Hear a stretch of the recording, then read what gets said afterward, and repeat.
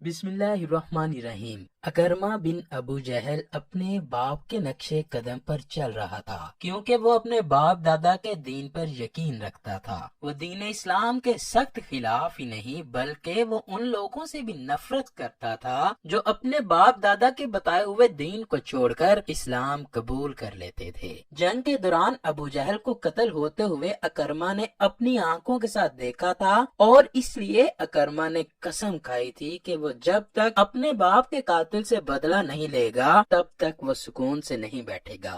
وہ مسلمانوں کے نبی حضرت محمد صلی اللہ علیہ وآلہ وسلم سے سخت نفرت کرتا تھا، کیونکہ اس کے مطابق محمد صلی اللہ علیہ وآلہ وسلم لوگوں کو گمراہی کی طرف لے جا رہے تھے، نعوذ باللہ۔ اس لیے بھی اکرمہ کی اسلام سے دشمنی تھی کہ اسلام نے آتے ہی ان کے خاندان کو بکھیر کر رکھ دیا تھا۔ حضرت سعد بن ابی وقاص اور مسعود بن عمیر رضی اللہ تعالی عنہ اکرمہ کو فرمایا کرتے تھے کہ تم بے شک ابھی اسلام قبول نہ کرو، لیکن تم ہمارے نبی صلی اللہ علیہ وآلہ وسلم کے پاس ایک دفعہ تو جاؤ، ان کے بتائے ہوئے دین کی جانچ پڑتال تو کرو، پھر اگر تمہیں یہ دین اچھا نہ لگے تو تم مسلمان نہ ہونا، اور اگر اچھا لگے تو تم بھی مسلمان ہو جانا۔ اکرمہ نے ان دونوں صحابہ سے کہا، مجھے یہ دین اچھا ہی نہیں لگتا جس کی وجہ سے بیٹا باپ کی جان لینے کو تلا ہوا ہے اور بھائی بھائی کا دشمن بن چکا ہے۔ اکرمہ کو صحابہ نے بڑی سمجھانے کی کوشش کی، لوگوں کے درمیان جو لڑائی پڑی ہے ان کی وجہ یہ نہیں بلکہ اس لڑائیوں کی وجہ یہ ہے کہ ہم لوگ ایک دوسرے کی بات کو صبر سے سننے کے لیے تیار ہی نہیں۔ اکرمہ نے کسی بات پر توجہ نہ دی اور کہا کہ میرے باپ کا دین ٹھیک ہے، مجھے دین اسلام اچھا نہیں لگتا۔ اکرمہ نے سب کو اس بارے بتا دیا تھا کہ میں بھی اپنے باپ دادا کے دین پر ہوں، جس سے میرے باپ نے دشمنی کی میں بھی اس کو اپنا دشمن مانتا ہوں، جس سے میرے باپ نے دوستی کی میں نے بھی اس کو اپنا دوست مانا ہے۔ ابو جہل اسلام کا چونکہ بہت بڑا دشمن تھا، یہ کیسے ہو سکتا تھا کہ اس کی اولاد جلدی سے ہی اسلام کی طرف مائل ہو کر دین اسلام کو قبول کر لے۔ عرب میں اس انسان کو بہت اچھا اور عزت کی نگاہ سے دیکھا جاتا تھا جو بہت زیادہ جنگجو ہوا کرتا تھا۔ اکرمہ نے اپنی زندگی اپنے باپ کا بدلہ لینے کے لیے وقف کر رکھی تھی۔ اکرمہ کے دل میں نبی اکرم کے خلاف نفرت تب انتہا کو پہنچ گئی جب نبی کریم مکہ سے ہجرت کر کے ابو جہل کی نگاہوں کے سامنے مدینے کی طرف رواں دواں ہو گئے، اور ابو جہل اس وقت نبی کریم کا کچھ نہ بگاڑ سکا۔ مکہ میں تو کافر مسلمانوں کو چین کی زندگی نہیں جینے دیتے تھے۔ 2 ہجری میں جب مسلمان اور کفار کے درمیان جنگ ہوئی، اکرمہ کے دیکھتے ہی دیکھتے 2 نوجوانوں نے اس کے باپ ابو جہل کو قتل کیا۔ یہ سب کچھ اکرمہ کے ہوتے ہوئے ہوا۔ اکرمہ جنگ کے دوران لوگوں کو چیرتا ہوا اپنے والد کی طرف بڑھا۔ اس نے آتے ہی اپنے والد کے ایک قاتل کو تلوار کا وار کر کے اس کے بازوؤں کو شہید کر دیا، لیکن افسوس کہ اس کے علاوہ اکرمہ اس وقت مسلمانوں کا کچھ نہ بگاڑ سکا۔ اکرمہ اپنے ساتھیوں سمیت وہاں سے شکست کھا کر بھاگ نکلا۔ وہاں سے بھاگتے ہوئے اس نے قسم کھائی کہ جب تک وہ اپنے والد کے قتل کا بدلہ نہ لے گا اس کی روح کو سکون نہ ملے گا۔ اس دن سے اکرمہ کے دل میں مسلمانوں کے لیے سخت نفرت پیدا ہو گئی تھی۔ اس نے دل ہی دل میں سوچا کہ جلد از جلد اپنے والد ابو جہل کے قتل کا بدلہ لوں گا۔ پھر اس کے 1 سال بعد جنگ احد کا میدان سج گیا۔ اس نے سپہ سالار خالد بن ولید کے ساتھ شانہ بشانہ یہ جنگ مسلمانوں کے خلاف لڑی۔ اکرمہ اپنی بہادری کے جوہر دکھاتا ہوا اس جنگ میں لڑا۔ اکرمہ لڑتا ہوا عبداللہ بن زیاد تک جا پہنچا۔ یہاں سے بھی اکرمہ کے دل میں مسلمانوں کا ڈر بیٹھ گیا۔ اس کے بعد جب جنگ خندق لڑنے کے لیے اکرمہ مدینہ آیا تو اس کے دل میں یہ بات تھی کہ اب مسلمانوں کا بالکل خاتمہ کر دیں گے۔ اکرمہ کے ساتھ بے شمار کافر تھے۔ جب اس لشکر نے اپنے سامنے دشمن کو دیکھا تو اکرمہ کے سارے خوابوں پر پانی پھر گیا، کیونکہ اکرمہ اپنے باپ کے قاتل کو دیکھ کے جلد ہی غصے میں آ گیا تھا۔ کئی دن تک اکرمہ خندق کو پار کرنے کے لیے کوشش کرتا رہا۔ ہر بار اکرمہ خندق سے پار جانے میں ناکام رہتا۔ آخر کار ایک دن اس نے خندق کو پار کر ہی لیا۔ اس دن اکرمہ عمرو بن عبدو کے ساتھ خندق کو پار کرنے میں کامیاب ہو گیا۔ مسلمان اور اکرمہ آمنے سامنے تھے۔ اکرمہ کا دل کرتا تھا کہ میں اسی وقت مسلمانوں کو شہید کروں، مگر عمرو بن عبدو اکرمہ سے تجربہ کار ساتھی تھا، اس لیے لڑنے کے لیے عمرو پہلے مقابلے کے لیے سامنے آیا۔ عمرو کو کافر ایسا سوار مانتے تھے کہ عمرو کا مقابلہ کرنا کئی ہزار آدمیوں کے بس کی بات نہ تھی۔ مسلمانوں کی طرف سے شیر خدا مولا علی رضی اللہ تعالیٰ عنہ سامنے آئے۔ حضرت علی نے اکرمہ کی آنکھوں کے سامنے عمرو کا بس نہ چلنے دیا اور اس کو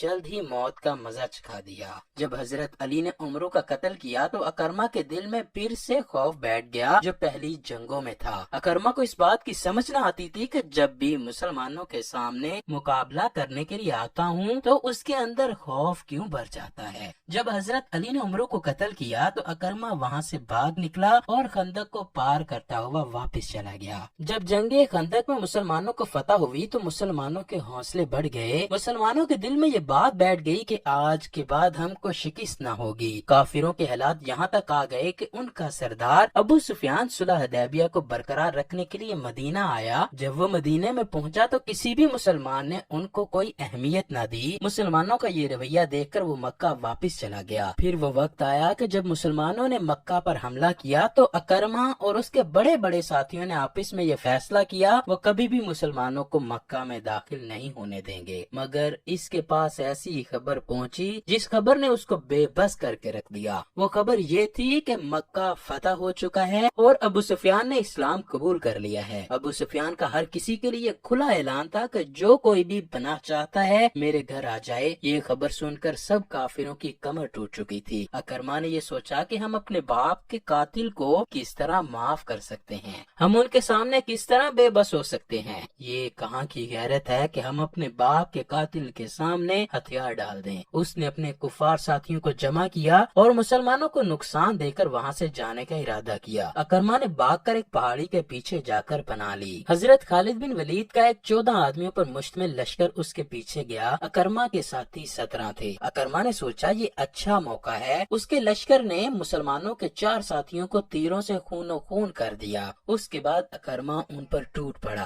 اکرما کے ذہن میں یہ بات نکل چکی تھی کہ ہمیشہ چند صحابہ نے ہی کفار کے بڑے بڑے لشکروں کے دانت کھٹے کیے ہیں، آج تو چند ساتھیوں کا ہی فرق تھا، وہ کس طرح سے ان کا مقابلہ کر سکتا تھا۔ جب وہ خالد بن ولید کے لشکر کے درمیان مقابلہ کرنے کے لیے آیا تو وہ ہمت ہار گیا۔ مسلمانوں نے دیکھتے ہی دیکھتے اکرما کے 3 ساتھیوں کو قتل کیا۔ مکہ میں ہر طرف خون کی لہر دوڑ گئی۔ اس لہر نے اکرما کو بالکل بے بس کر کے رکھ دیا تھا۔ حضرت خالد بن ولید نے اکرما کے 12 ساتھیوں کو موت کا مزہ چکھا دیا۔ یہاں سے بھی اکرما پیٹ دکھا کر بھاگ نکلا۔ وہ مکہ سے بھاگ کر پاس ہی ایک شہر میں جا بسا۔ اس کو خبر ملی کہ مکہ میں مسلمانوں نے سب کو معاف کر دیا ہے، مگر کچھ کافروں کے لیے سخت حکم دیا گیا ہے کہ وہ مکہ کی سرزمین پر جہاں کہیں بھی چھپ جائیں ان کو تلاش کر کے قتل کیا جائے گا۔ ان کے لیے کوئی معافی کا اعلان نہ تھا، ان میں اکرما کا نام بھی شامل تھا، اس لیے اس نے مکہ سے دور جانا ہی بہتر سمجھا۔ اس کو اپنی بیوی کی یاد تڑپانے لگی۔ ام حکیم اکرما کی بیوی مکہ میں ہی تھی۔ اس نے سوچا کہ اگر بھاگنا ہی تھا تو اپنی بیوی کو بھی ساتھ لے کر آتا۔ وہ اتنا ڈر چکا تھا کہ اس میں اتنی ہمت نہ تھی کہ وہ مکہ میں جا کر اپنی بیوی کو لے جائے۔ کافی دن تک وہ سوچتا رہا، آخر کار اس نے یمن جانے کا ارادہ کیا۔ اس نے جاتے ہوئے اپنی بیوی کو ایک خط لکھا کہ وہ ہمیشہ کے لیے یمن جا رہا ہے، اب تیرے ساتھ میری ملاقات مشکل ہی ہوگی۔ وہ یمن کے ایک صحرائی تہامہ کے علاقے میں جانا چاہتا تھا۔ یہاں سے اکرما کو کشتی میں سوار ہو کر یمن جانا تھا۔ کئی دن گزرنے تک اکرما کو یمن جانے کے لیے کشتی نہ مل سکی۔ اکرما کو بار بار اپنی بیوی کی یاد آتی تھی۔ وہ ہر وقت اس بات کو سوچتا رہتا کہ مسلمان میری بیوی کے ساتھ کیا سلوک کرتے ہوں گے۔ وہ ہر وقت یہ سوچتا تھا کہ مجھ سے غلطی ہو گئی، کاش میں اپنی بیوی کو ساتھ لے کر ہی آتا۔ اس کو خبر ہوئی کہ کشتی یمن جانے کو تیار ہے۔ کشتی میں بھی پہلے سواریاں بیٹھی ہوئی تھیں۔ اس نے ملا کو کہا کہ مجھ کو بھی ساتھ لے چلو۔ ملا نے اکرما کی طرف بڑی غور سے دیکھتے ہوئے کہا، تم کو پتا ہے کہ کشتی میں سواریاں پہلے ہی زیادہ ہیں، تم کو اپنی نیت صاف کر کے اس کشتی میں سوار ہونا ہوگا۔ اکرما نے اس کی یہ شرط سنی تو حیران ہو گیا۔ تیرا کیا مطلب ہے میں نیت کو صاف کروں؟ ملا نے کہا کہ تم یہ بات کہو کہ میں ایک اللہ کو مانتا ہوں، حضرت محمد صلی اللہ علیہ وآلہ وسلم اللہ کے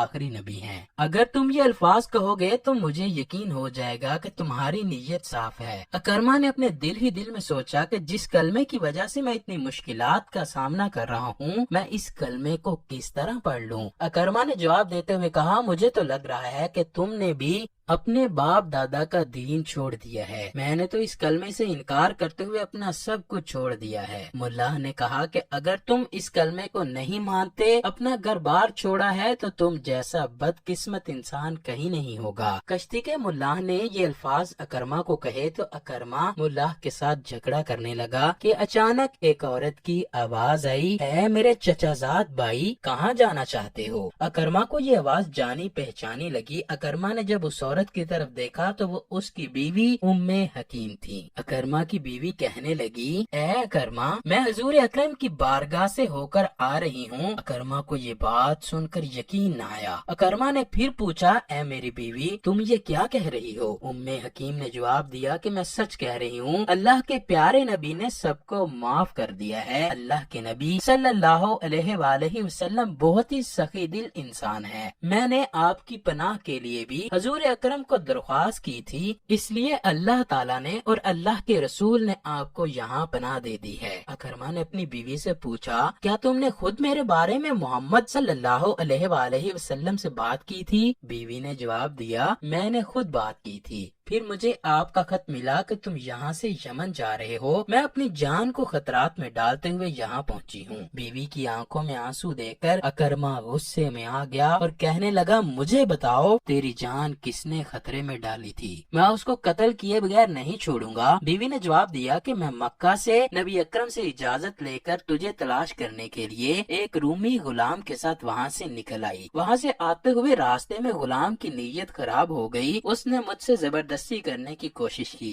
میں نے سوچا کہ اگر میں نے یہاں کچھ کرنے کی ہمت کی تو میری جان بھی چلی جائے گی اور میری عزت بھی چلی جائے گی۔ میں نے اس کو کہا کہ اگر میرا خاوند نہ ملا تو میں تجھ سے شادی کر لوں گی۔ تہامہ کے قریب ایک عرب قبیلے میں ہم ٹھہر گئے۔ میں نے عرب قبیلے کے ایک بوڑھے انسان کو غلام کی نیت کے بارے میں بتایا تو اس نے فوراً اس کو قید کر لیا۔ اس طرح میں غلام سے جان بچا کر یہاں تک پہنچی ہوں۔ اب مجھے نہیں پتا کہ تم میرے ساتھ کیا کرتی ہو۔ اکرما نے کہا کہ میں تیرے ساتھ رہنے کو تیار ہوں، پہلے مجھے اس غلام کے پاس لے جاؤ، میں اس کو زندہ نہیں چھوڑوں گا۔ اکرما اور اس کی بیوی سیدھے اس عرب قبیلے کے پاس گئے، وہاں سے غلام کو قتل کیا۔ پھر اکرما اپنی بیوی کے ساتھ مکہ مکرمہ میں پہنچ گئے۔ راستے میں آرام کرنے کے لیے دونوں ایک جگہ پر لیٹ گئے۔ بیوی نے اکرما کو کہا، اکرما تم میرے شوہر ہو پر تم مشرکین میں سے ہو، جب تک تم اسلام قبول نہیں کرتے میں تمہارے پاس نہیں آؤں گی۔ جب اکرما نے بیوی کی یہ بات کرتے ہوئے سنا تو کہا، اے میری بیوی تم بھی مسلمان ہو گئی، پھر تو ظاہری بات ہے تجھ میں اور میرے میں کافی فرق ہے۔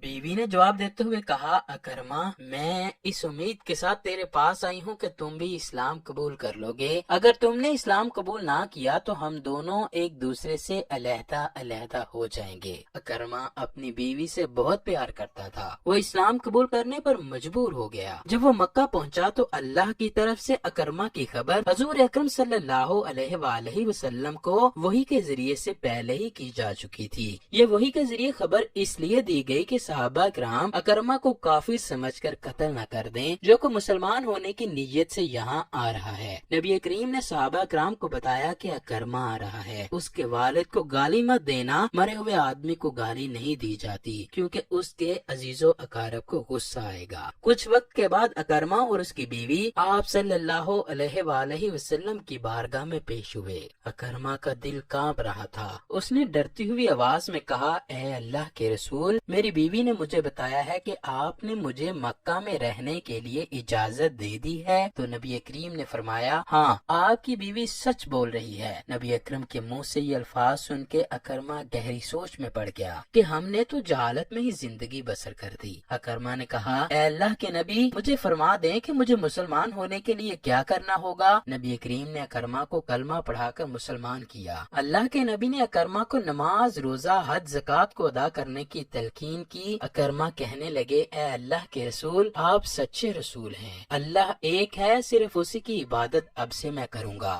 حضور اکرم نے اکرما کو فرمایا، صحابہ میں اعلان کر دو کہ آج کے بعد تم مجاہد اور سچے مسلمان ہو۔ اکرما نے نبی اکرم کے حکم کی تعمیل کی۔ اللہ کے نبی نے اکرما سے خوش ہو کر کہا، اے اکرما، آج تم جو چاہو مانگ لو، میں تجھے عطا کروں گا۔ اے اللہ کے نبی، مجھے بس معاف فرما دیجئے کہ جو کچھ میں نے اسلام قبول کرنے سے پہلے کیا تھا، جو کچھ میں نے آپ کے مخالفت کرتے ہوئے بولا تھا۔ اکرمہ نے کہا، اللہ کے نبی، آپ اللہ سے میرے گناہوں کی بخشش کروا دیں۔ حضرت محمد صلی اللہ علیہ وآلہ وسلم نے اکرمہ کے لیے دعا کرنے کے لیے اللہ کی بارگاہ میں ہاتھ بلند کیے اور اللہ سے دعا کی، اے میرے مولا، اکرمہ کے سب گناہوں کو معاف فرما دے، اس کی سب غلطیوں کو جو اس نے اسلام قبول کرنے سے پہلے کی، اس سب غلطیوں کو بخش دے۔ جب اللہ کے نبی اکرمہ کے لیے دعا کر رہے تھے تو اکرمہ کا چہرہ خوشی سے کھل اٹھا تھا۔ جب اللہ کے نبی نے دعا ختم کی تو اکرمہ کہنے لگے، اے اللہ کے نبی، میں نے دور جہالت میں جس طرح جنگ لڑی تھی، میں اس سے بھی زیادہ بہادری کے ساتھ مسلمانوں کی حفاظت کرتے ہوئے جنگیں لڑوں گا۔ میں جس طرح مسلمانوں کے مخالفت کرتا ہوا خرچ کرتا تھا، اب میں اس سے کئی گنا زیادہ اللہ کی راہ میں خرچ کروں گا۔ اکرمہ کو گزشتہ زندگی کے ہر پہلو میں تلافی و مفاد کی فکر تھی، اس لیے قبول اسلام کے بعد اس نے پیشانی کو جو برسوں لات و عزا کے سامنے سجدہ ریز رہ چکی تھی، خدائے قدوس کی رضا کے لیے وقف کر دیا تھا۔ ارباب سیر لکھتے ہیں، قبول اسلام کے بعد انہوں نے عبادت میں بڑی مشقت کی، قرآن مجید کے ساتھ والہانہ شغف تھا، قرآن کو چہرے پہ رکھ کر نہایت بے قراری کے ساتھ کتاب ربی کہہ کر روتے تھے۔ اللہ سے دعا ہے کہ وہ ہمیں نیک کام کرنے، برے اعمال سے بچنے اور نبی کریم حضرت محمد صلی اللہ علیہ وآلہ وسلم سے بے پناہ محبت عطا فرمائے۔